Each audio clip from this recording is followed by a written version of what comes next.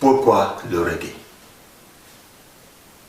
Mais avant tout, j'aimerais bien vous parler du djembé,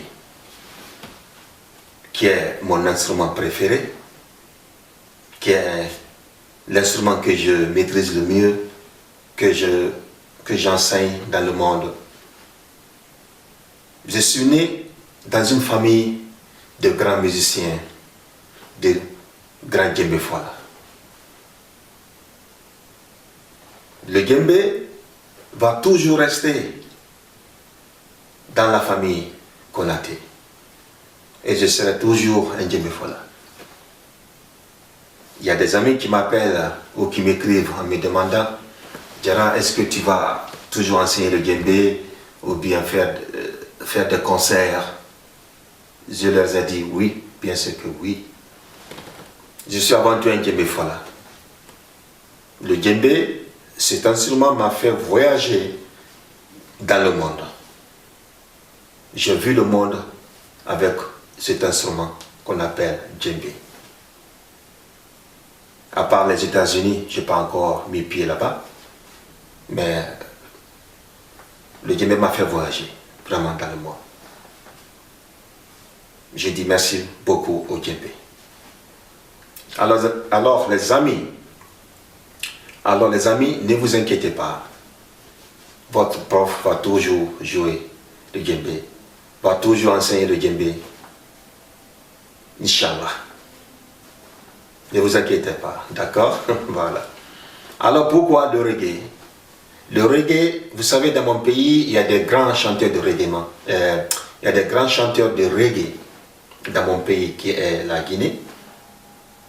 Mais ces grands chanteurs de reggae sont devenus des politiciens. Ils se mettent trop à la politique.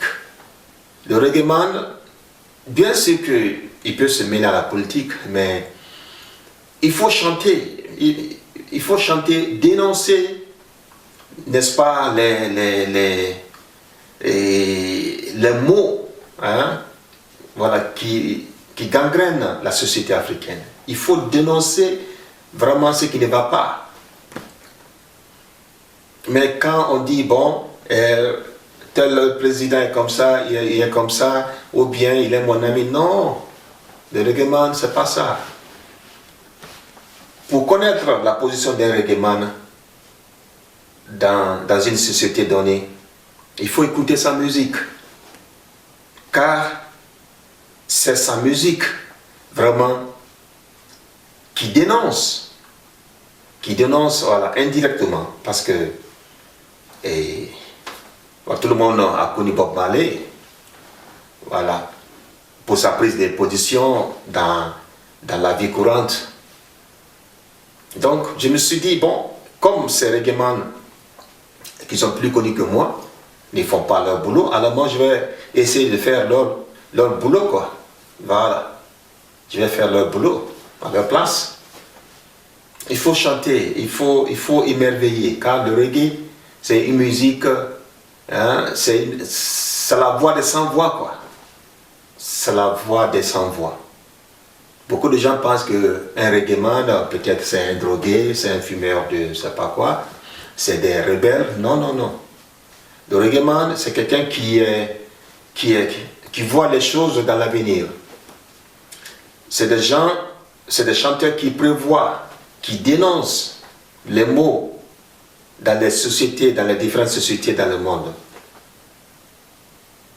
Et depuis à mon tendre enfance, j'ai aimé le reggae, tout comme le salsa et la salsa et le merengue ou la merengue, voilà.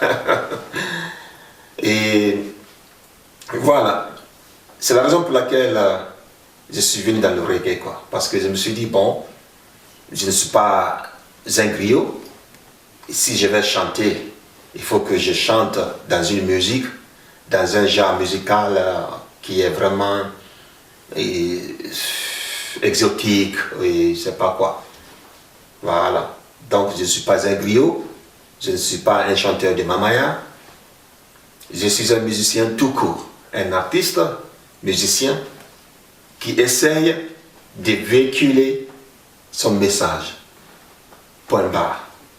Voilà. J'espère que mon message a été compris et que vous allez vraiment aimer